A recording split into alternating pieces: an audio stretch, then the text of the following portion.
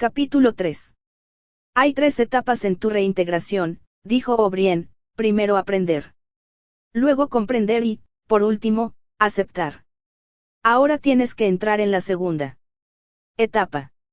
Como siempre, Winston estaba tendido de espaldas, pero ya no lo ataban tan fuerte. Aunque seguía sujeto al lecho, podía mover las rodillas un poco y volver la cabeza de uno a otro lado y levantar los antebrazos. Además, ya no le causaba tanta tortura la palanca. Podía evitarse el dolor con un poco de habilidad, porque ahora solo lo castigaba a O'Brien por faltas de inteligencia. A veces pasaba una sesión entera sin que se moviera la aguja del disco. No recordaba cuántas sesiones habían sido. Todo el proceso se extendía por un tiempo largo, indefinido, quizá varias semanas, y los intervalos entre las sesiones quizá fueran de varios días y otras veces solo de 1 o 2 horas. Mientras te hallas ahí tumbado, le dijo O'Brien, te has preguntado con frecuencia, e incluso me lo has preguntado a mí, ¿por qué el Ministerio del Amor emplea tanto tiempo y trabajo en tu persona? Y cuando estabas en libertad te preocupabas por lo mismo. Podías comprender el mecanismo de la sociedad en que vivías, pero no los motivos subterráneos. Recuerdas haber escrito en tu diario: comprendo el cómo, no comprendo el por qué. Cuando pensabas en el por qué es cuando dudabas de tu propia cordura. ¿Has leído el libro de Goldstein, o partes de él por lo menos? Te enseñó algo que ya no supieras. ¿Lo has leído tú?, dijo Winston. Lo escribí. Es decir, colaboré en su redacción. Ya sabes que ningún libro se escribe individualmente. Es cierto lo que dice. Como descripción, sí. Pero el programa que presenta es una tontería. La acumulación secreta de conocimientos, la extensión paulatina de ilustración y, por último, la rebelión proletaria y el aniquilamiento del partido. Ya te figurabas que esto es lo que encontrarías en el libro. Pura tontería. Los proletarios no se sublevarán ni dentro de 1000 años ni de 1000 millones de años. No pueden. Es inútil que te explique la razón por la que no pueden rebelarse. Ya la conoces. Si alguna vez te has permitido soñar en violentas sublevaciones, debes renunciar a ello. El partido no puede ser derribado por ningún procedimiento. Las normas del partido, su dominio es para siempre. Debes partir de ese punto en todos tus pensamientos. O'Brien se acercó más al lecho. Para siempre, repitió. Y ahora volvamos a la cuestión del cómo y el por qué. Entiendes perfectamente cómo se mantiene en el poder el partido. Ahora dime, ¿por qué nos aferramos al poder? ¿Cuál es nuestro motivo? ¿Por qué deseamos el poder? Habla, añadió al ver que Winston no le respondía. Sin embargo, Winston siguió callado unos instantes. Sentíase aplanado por una enorme sensación de cansancio. El rostro de O'Brien había vuelto a animarse con su fanático entusiasmo. Sabía Winston de antemano lo que iba a decirle O'Brien, que el partido no buscaba el poder por el poder mismo, sino solo para el bienestar de la mayoría. Que le interesaba tener en las manos las riendas porque los hombres de la masa eran criaturas débiles y cobardes que no podían soportar la libertad ni encararse con la verdad y debían ser dominados y engañados sistemáticamente por otros hombres más fuertes que ellos. Que la humanidad solo podía escoger entre la libertad y la felicidad, y para la gran masa de la humanidad era preferible la felicidad.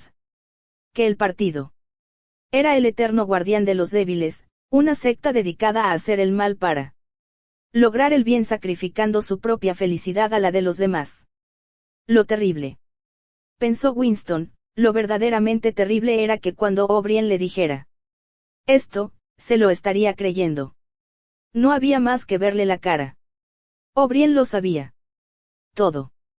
Sabía 1000 veces mejor que Winston cómo era en realidad el mundo, en Qué degradación vivía la masa humana y por medio de qué mentiras y atrocidades la dominaba el partido. Lo había entendido y pesado todo y, sin embargo, no importaba, todo lo justificaba él por los fines. ¿Qué va uno a hacer?, pensó Winston, contra un loco que es más inteligente que uno, que le oye a uno pacientemente y que sin embargo persiste en su locura. Nos gobernáis por nuestro propio bien, dijo débilmente. ¿Creéis que los seres humanos no están capacitados para gobernarse, y en vista de ello? Estuvo a punto de gritar. Una punzada de dolor se le había clavado en el cuerpo. O'Brien había presionado la palanca y la aguja de la esfera marcaba 35. Eso fue una estupidez, Winston, has dicho una tontería. Debías tener un poco más de sensatez. Volvió a soltar la palanca y prosiguió. Ahora te diré la respuesta a mi pregunta. Se trata de esto, el partido quiere tener el poder por amor al poder mismo. No nos interesa el bienestar de los demás, solo nos interesa el poder. No la riqueza ni el lujo, ni la longevidad. Ni la felicidad, solo el poder puro. Ahora comprenderás lo que significa el poder puro. Somos diferentes de todas las oligarquías del pasado. Porque sabemos lo que estamos haciendo. Todos los demás, incluso los que se parecían a nosotros, eran cobardes o hipócritas. Los nazis alemanes y los comunistas rusos se acercaban mucho a nosotros por sus métodos, pero nunca tuvieron el valor de reconocer sus propios motivos. Pretendían, y quizá lo creían sinceramente, que se habían apoderado de los mandos contra su voluntad y para un tiempo limitado y que a la vuelta de la esquina, como quien dice, había un paraíso donde todos los seres humanos serían libres e iguales. Nosotros no somos así. Sabemos que nadie se apodera del mando con la intención de dejarlo. El poder no es un medio, sino un fin en sí mismo. No se establece una dictadura para salvaguardar una revolución, se hace la revolución para establecer una dictadura. El objeto de la persecución no es más que la persecución misma. La tortura solo tiene como finalidad la misma tortura. Y el objeto del poder no es más que el poder. ¿Empiezas a entenderme? A Winston le asombraba el cansancio del rostro de O'Brien. Era fuerte, carnoso y brutal, lleno de inteligencia y de una especie de pasión controlada, ante la cual sentíase uno desarmado, pero, desde luego, estaba cansado. Tenía bolsones bajo los ojos y la piel floja en las mejillas.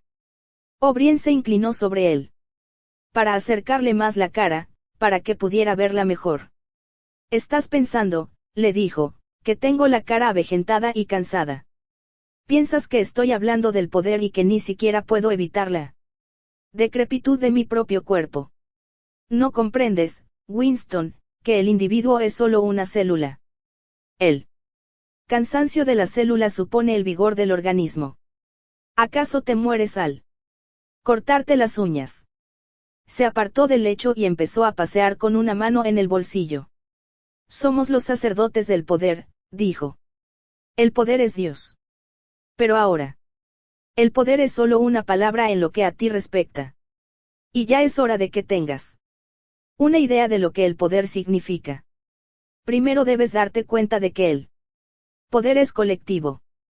El individuo solo detenta poder en tanto deja de ser un individuo. Ya conoces la consigna del partido, la libertad es la esclavitud. ¿Se te ha ocurrido pensar que esta frase es reversible? Sí, la esclavitud es la libertad. El ser humano es derrotado siempre que está solo, siempre que es libre. Ha de ser así porque todo ser humano está condenado a morir irremisiblemente y la muerte es el mayor de todos los fracasos, pero si el hombre logra someterse plenamente, si puede escapar de su propia identidad, si es capaz de fundirse con el partido de modo que él es el partido, entonces será todopoderoso e inmortal. Lo segundo de que tienes que darte cuenta es que el poder es poder sobre seres humanos. Sobre el cuerpo, pero especialmente sobre el espíritu. El poder sobre la materia, la realidad externa, como tú la llamarías, carece de importancia. Nuestro control sobre la materia es, desde luego, absoluto. Durante unos momentos olvidó Winston la palanca. Hizo un violento esfuerzo para incorporarse y solo consiguió causarse dolor. Pero, ¿cómo vais a controlar la materia?, exclamó sin poderse contener. Ni siquiera conseguís controlar el clima y la ley de la gravedad. Además, existen la enfermedad, el dolor, la muerte. O'Brien le hizo callar con un movimiento de la mano. Controlamos la materia porque controlamos la mente. La realidad está dentro del cráneo.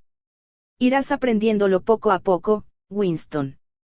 No hay nada que no podamos conseguir, la invisibilidad, la levitación, absolutamente todo.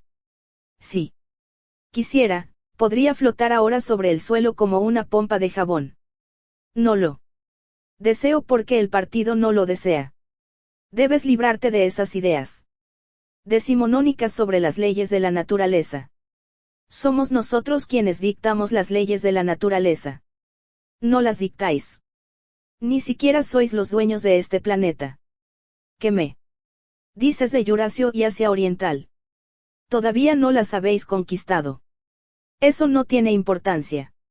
Las conquistaremos cuando nos convenga. Y. Si no las conquistásemos nunca, ¿en qué puede influir eso? Podemos borrarlas de la existencia. Oceanía es el mundo entero. Es que el mismo mundo no es más que una pizca de polvo. Y el hombre es solo una insignificancia. ¿Cuánto tiempo lleva existiendo? La Tierra estuvo deshabitada durante millones de años. ¡Qué tontería! La Tierra tiene solo nuestra edad. ¿Cómo va a ser más vieja? No existe sino lo que admite la conciencia humana. Pero las rocas están llenas de huesos de animales desaparecidos. Mastodontes y enormes reptiles que vivieron en la Tierra muchísimo antes de que apareciera el primer hombre. ¿Has visto alguna vez esos huesos, Winston? Claro que no. Los inventaron los biólogos del siglo XIX. Nada hubo antes del hombre. Y. Después del hombre, si éste desapareciera definitivamente de la Tierra, nada habría tampoco. Fuera del hombre no hay nada. Es que el universo entero está fuera de nosotros. Piensa en las estrellas. Puedes verlas cuando quieras. Algunas de ellas están a 1.000.000 de años luz de distancia. Jamás podremos alcanzarlas. ¿Qué son las estrellas?, dijo O'Brien con indiferencia. Solamente unas bolas de fuego a unos kilómetros de distancia. Podríamos llegar a ellas si quisiéramos o hacerlas desaparecer, borrarlas de nuestra conciencia. La Tierra es el centro del universo. El Sol y las estrellas giran en torno a ella. Winston hizo otro movimiento convulsivo. Esta vez no dijo nada. O'Brien prosiguió, como si contestara a una objeción que le hubiera hecho Winston. Desde luego, para ciertos fines es eso verdad. Cuando navegamos por el océano o cuando predecimos un eclipse, nos puede resultar conveniente dar por cierto que la Tierra gira alrededor del Sol y que las estrellas se encuentran a millones y millones de kilómetros de nosotros. Pero, ¿qué importa eso? ¿Crees que está fuera de nuestros medios un sistema dual de astronomía? Las estrellas pueden estar cerca o lejos según las necesitemos. ¿Crees que esa es tarea difícil para nuestros matemáticos? Has olvidado el doble pensar. Winston se encogió en el lecho. Dijera lo que dijese, le venía encima la veloz respuesta como un porrazo, y, sin embargo, sabía, que llevaba razón. Seguramente había alguna manera de demostrar que la creencia de que nada existe fuera de nuestra mente es una absoluta falsedad. No se había demostrado hace ya mucho tiempo que era una teoría indefendible. Incluso había un nombre para eso, aunque él lo había olvidado. Una fina sonrisa recorrió los labios de O'Brien, que lo estaba mirando. Te digo, Winston, que la metafísica no es tu fuerte. La palabra que tratas de encontrar es solipsismo. Pero estás equivocado. En este caso no hay solipsismo. En todo caso, habrá solipsismo colectivo, pero eso es muy diferente, es precisamente lo contrario. En fin, todo esto es una digresión. Añadió con tono distinto. El verdadero poder, el poder por el que tenemos que luchar día y noche, no es poder sobre las cosas, sino sobre los hombres. Después de una pausa, asumió de nuevo su aire de maestro de escuela. Examinando a un discípulo prometedor, vamos a ver, Winston, ¿cómo afirma un hombre su poder sobre otro? Winston pensó un poco y respondió. Haciéndole sufrir. Exactamente. Haciéndole sufrir. No basta con la obediencia. Si no sufre, ¿cómo vas a estar seguro de que obedece tu voluntad y no la suya propia? El poder radica en infligir dolor y humillación.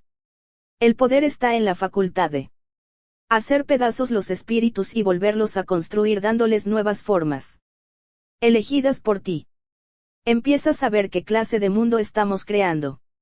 Es lo contrario, exactamente lo contrario de esas estúpidas utopías hedonistas que imaginaron los antiguos reformadores.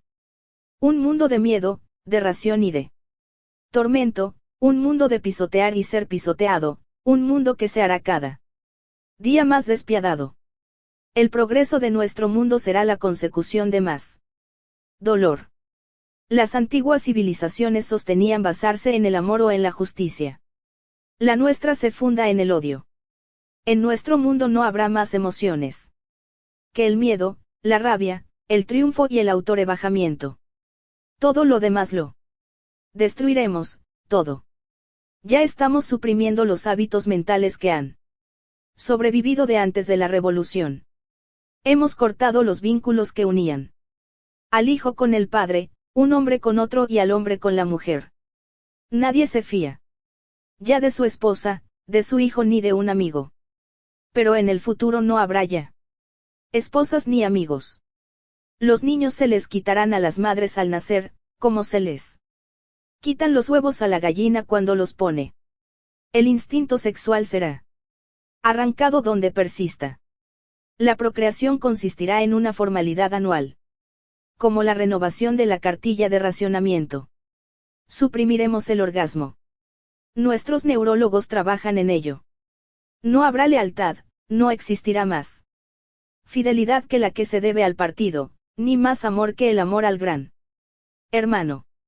No habrá risa, excepto la risa triunfal cuando se derrota a un enemigo. No habrá arte, ni literatura, ni ciencia. No habrá ya distinción entre la belleza y la fealdad. Todos los placeres serán destruidos. Pero siempre, no lo olvides, Winston, siempre habrá el afán de poder, la sed de dominio, que aumentará constantemente y se hará cada vez más sutil. Siempre existirá la emoción de la victoria, la sensación de pisotear a un enemigo indefenso. Si quieres hacerte una idea de cómo será el futuro, figúrate una bota aplastando un rostro humano, incesantemente. Se calló, como si esperase a que Winston le hablara. Pero este se encogía. Más aún. No se le ocurría nada. Parecía helársele el corazón. O'Brien prosiguió. Recuerda que es para siempre. Siempre estará ahí la cara que ha de ser pisoteada. El hereje, el enemigo de la sociedad, estarán siempre a mano para que puedan ser derrotados y humillados una y otra vez. Todo lo que tú has sufrido desde que estás en nuestras manos, todo eso continuará sin cesar.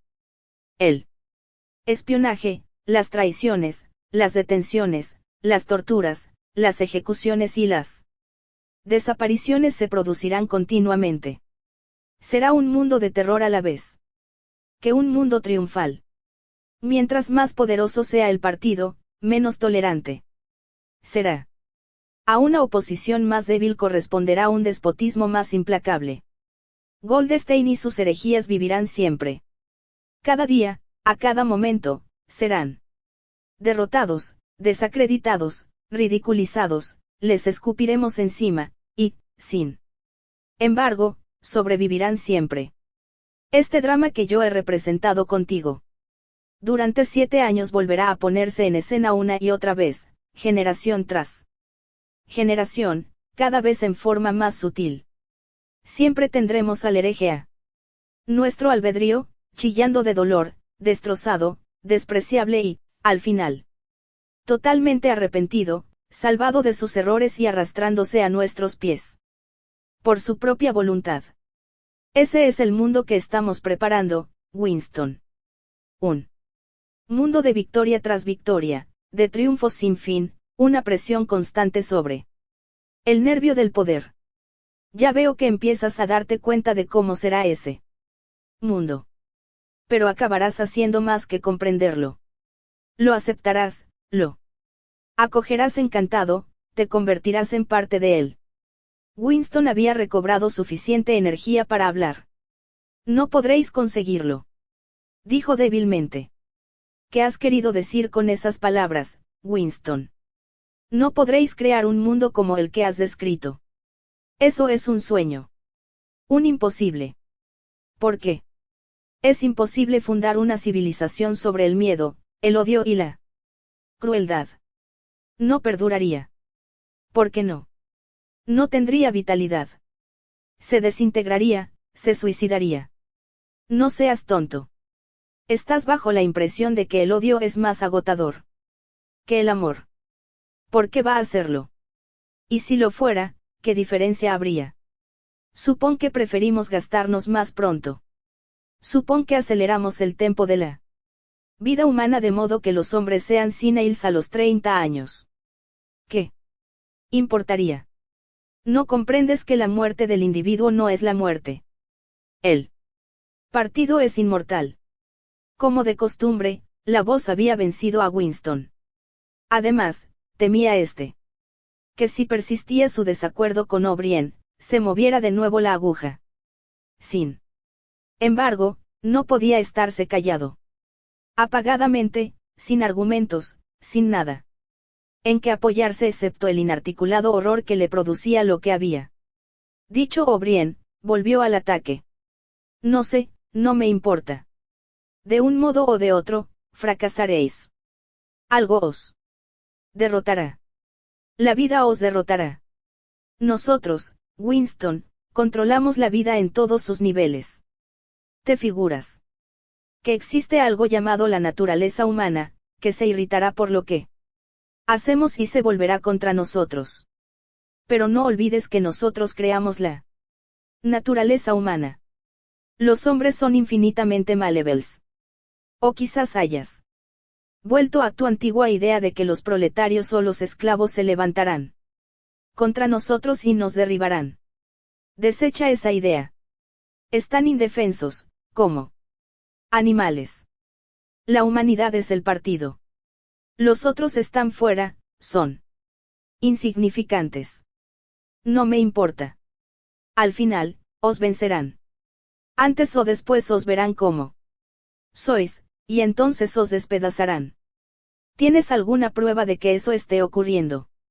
O quizás alguna razón de que pudiera ocurrir. No. Es lo que creo. Sé que fracasaréis. Hay algo en el universo, no sé lo que es, algún espíritu, algún principio contra lo que no podréis. ¿Acaso crees en Dios, Winston? No. Entonces, ¿qué principio es ese que ha de vencernos? No sé. El espíritu del hombre. ¿Y te consideras tú un hombre? Sí. Si tú eres un hombre, Winston, es que eres el último. Tu especie se ha extinguido, nosotros somos los herederos. ¿Te das cuenta de que estás solo? Absolutamente solo. Te encuentras fuera de la historia, no existes. Cambió de tono y de actitud y dijo con dureza, te consideras moralmente superior a nosotros por nuestras mentiras y nuestra crueldad, sí, me considero superior. O'Brien guardó silencio. Pero enseguida empezaron a hablar otras dos voces. Después de un momento, Winston reconoció que una de ellas era la suya propia. Era una cinta magnetofónica de la conversación que había sostenido con O'Brien la noche en que se había alistado en la hermandad. Se oyó a sí mismo prometiendo solemnemente mentir, robar, falsificar, asesinar, fomentar el hábito de las drogas y la prostitución, propagar las enfermedades venéreas y arrojar vitriolo a la cara de un niño. O'Brien hizo un pequeño gesto de impaciencia, como dando a entender que la demostración casi no merecía la pena. Luego hizo funcionar un resorte y las voces se detuvieron. Levántate de ahí, dijo O'Brien. Las ataduras se habían soltado por sí mismas. Winston se puso en pie con gran dificultad. Eres el último hombre, dijo O'Brien. Eres el guardián del espíritu humano. Ahora te verás como realmente eres. Desnúdate. Winston se soltó el pedazo de cuerda que le sostenía el mono. Había perdido hacía tiempo la cremallera. No podía recordar si había llegado a desnudarse del todo desde que lo detuvieron. Debajo del mono, tenía unos andrajos amarillentos que apenas podían reconocerse como restos de ropa interior. Al caérsele todo aquello al suelo, vio que había un espejo de 3 lunas en la pared del fondo. Se acercó a él y se detuvo en seco. Se le había escapado un grito involuntario. Anda, dijo O'Brien. Colócate entre las 3 lunas. Así te verás. También de lado. Winston estaba aterrado. Una especie de esqueleto muy encorvado y de un color grisáceo andaba hacia él. La imagen era horrible. Se acercó más al espejo. La cabeza de aquella criatura tan extraña aparecía deformada, ya que avanzaba con el cuerpo casi doblado. Era una cabeza de presidiario con una frente abultada y un cráneo totalmente calvo, una nariz retorcida y los pómulos magullados, con unos ojos feroces y alertas. Las mejillas tenían varios costurones. Desde luego, era la cara de Winston, pero a este le pareció que había cambiado aún más por fuera que por dentro.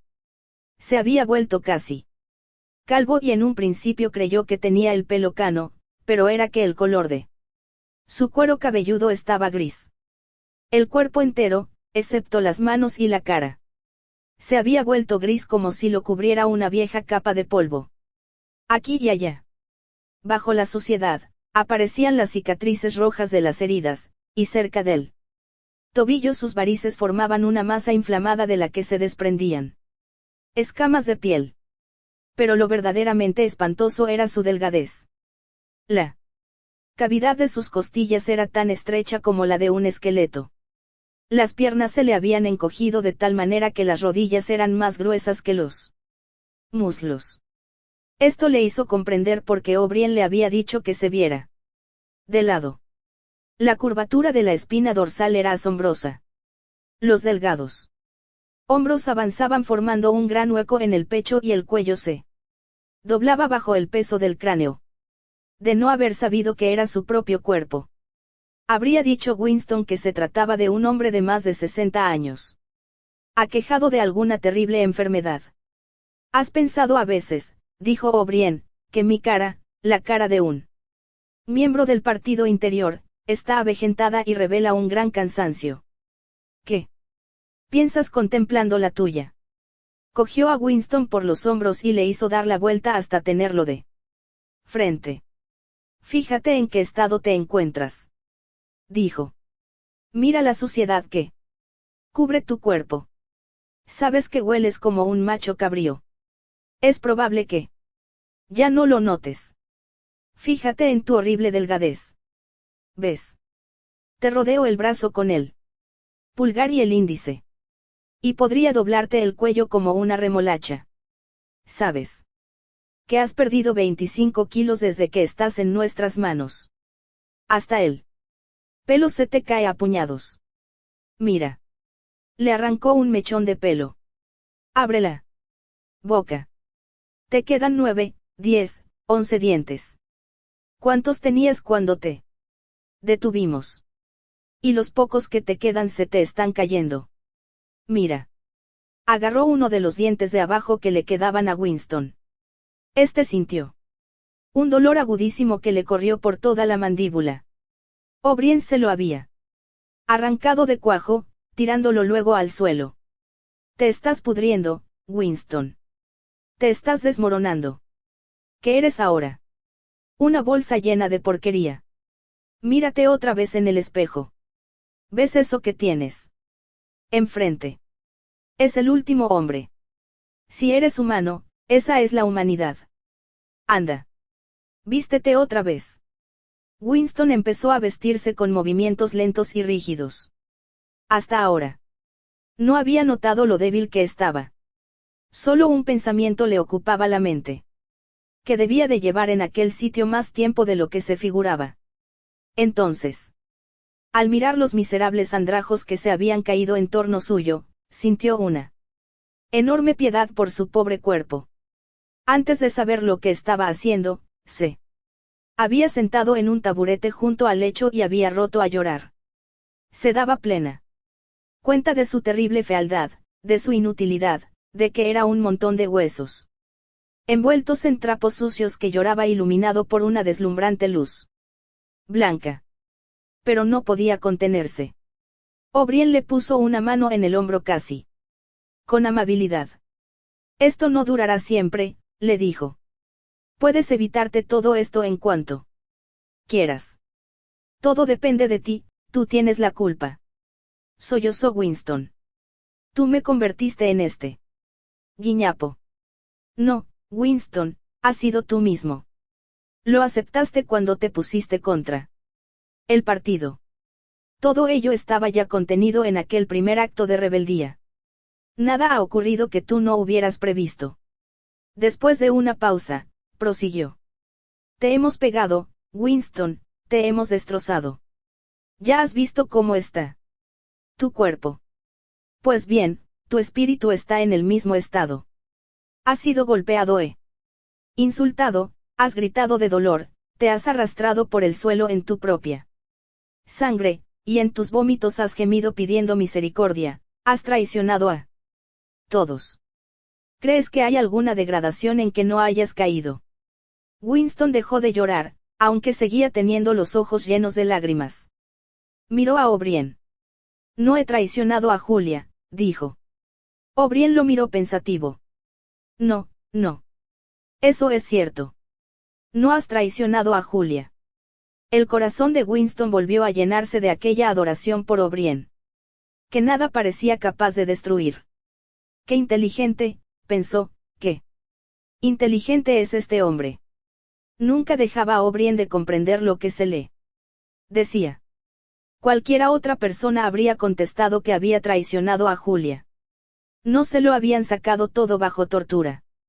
Les había contado absolutamente todo lo que sabía de ella, su carácter, sus costumbres, su vida pasada, había confesado, dando los más pequeños detalles, todo lo que había ocurrido entre ellos, todo lo que él había dicho a ella y ella a él, sus comidas, alimentos comprados en el mercado negro, sus relaciones sexuales, sus vagas conspiraciones contra el partido, y, sin embargo, en el sentido que él le daba a la palabra traicionar, no la había traicionado.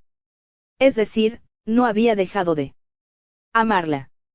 Sus sentimientos hacia ella seguían siendo los mismos. O'Brien había entendido lo que él quería decir sin necesidad de explicárselo. Dime, murmuró Winston, ¿cuándo me matarán? A lo mejor, tardan aún mucho tiempo, respondió O'Brien. Eres un caso difícil. Pero no pierdas la esperanza. Todos se curan antes o después. Al final, te mataremos.